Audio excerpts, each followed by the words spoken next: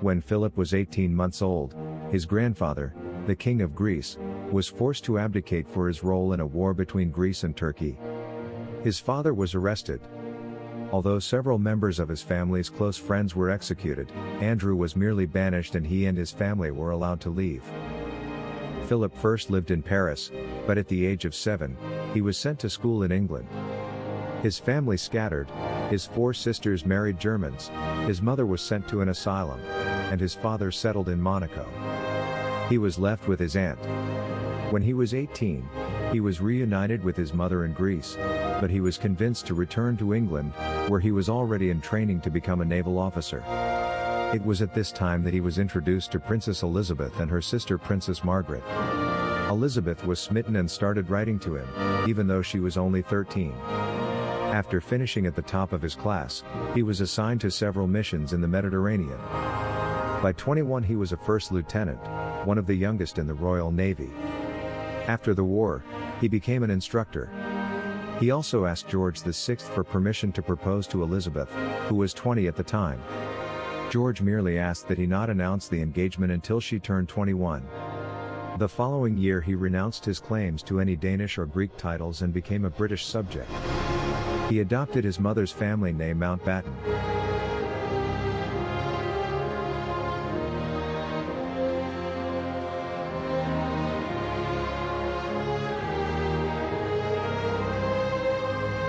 Prince Philip dedicated himself to a life which went way beyond mere service to others. He was born in a totally chaotic situation.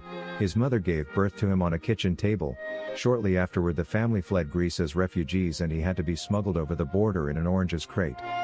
He's a definition of Prince Charming, and his actions via the Duke of Edinburgh award scheme enriched and changed so many young people's lives. His sacrifice for and unwavering loyalty and support to our Queen is cherished and remarkable. He, in his own right, was a man of his time and the quintessential idea of a royal consort. He was a man's man and no whiner. He endured many struggles and trials, both personal and public, with grace and humor. He was indeed a part of the greatest generation. It was so wonderful that the Lord allowed him and Queen Elizabeth to be together over the past year. What a beautiful gift indeed.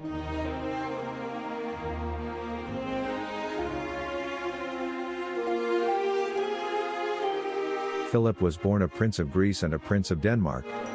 When he became a British citizen he gave up these 2 titles and his HRH and became Philip Mountbatten. On the eve of his wedding to Princess Elizabeth, King George VI created Philip Duke of Edinburgh and gave him a new HRH. Years later, Queen Elizabeth realized that her father didn't make Philip a Prince of the United Kingdom of Great Britain and Northern Ireland, so she used her royal prerogative as a fount of all honors to elevate Philip to a prince again.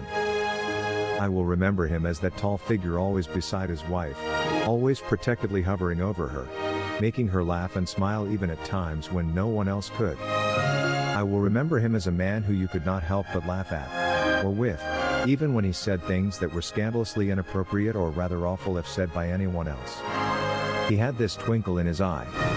You just forgive him for things no one else could get away with. A striking fellow. Strong. Stoic.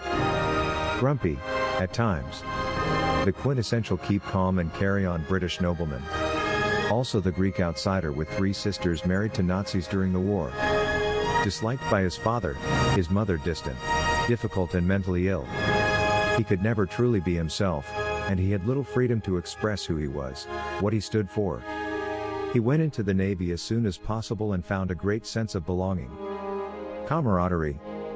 But he knew, too, that his freedom would be short-lived. As a teenager he fell in love with the heir to the British king, and the life of a queen's spouse is anything but free.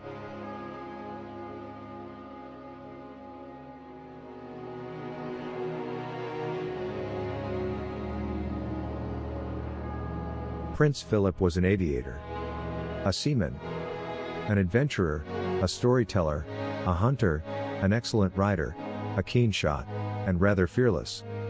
Probably one of the most important ones was the Duke of Edinburgh Awards, which has helped millions of young people to learn new skills and gain confidence.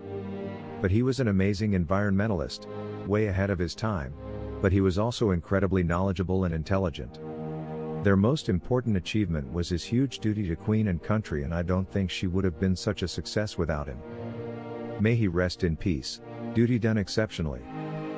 A lively man, stuck in an institution that forced him to stifle so much of that liveliness to fit in. He swallowed it all and suffered it all. And he did it for her. For his Elizabeth. The love of his life. Having just lost my own grandfather a month ago, this old prince's passing hits me harder than I thought it would. John Denver's Calypso played in the background as I read the news. Aye, Calypso. The places you've been to, the things that you've shown us, the stories you tell.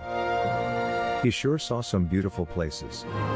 And he was married to the love of his life longer than the entire lifespan of many a man. My heart breaks for the Queen.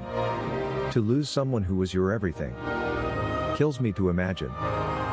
He was a father, a grandfather, a great-grandfather, a man who said so many regrettable things you could fill a whole encyclopedia with only the best of his quotes and leave plenty for another edition.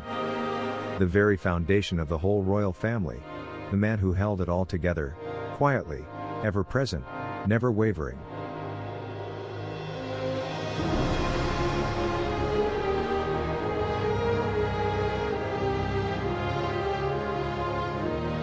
Prince Philip was in many ways the last of a generation. A British generation that had grown up with the Empire. Had lived through the Second World War and then saw the Empire collapse only for New Britain to rise. He was a soldier, a man of sports, a lover of nature, and about all had a sense of humor that gave solitude in the family's darkest moments. I think that in 50 years when the Queen and Prince Charles have passed away, I think that he will be remembered as one of the last great strong men of the time. Someone who had lived through more than any of his successors has and will. History forgets the scandals and minor moments but remembers what made someone stand out. I think that what made Prince Philip stand out was his strength, and that is what we will remember.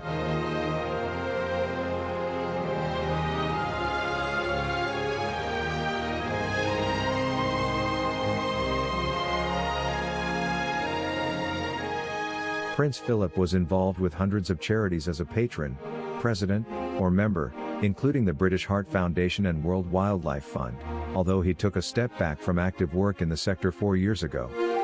He also founded the Duke of Edinburgh Award, which became a charitable trust in 1959.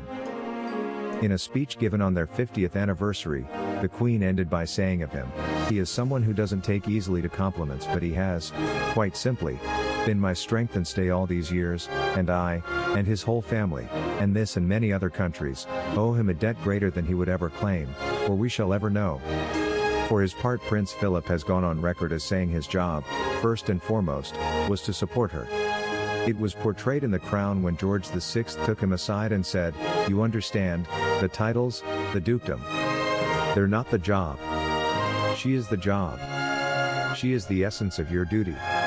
Loving her. Protecting her. Of course, you'll miss your career.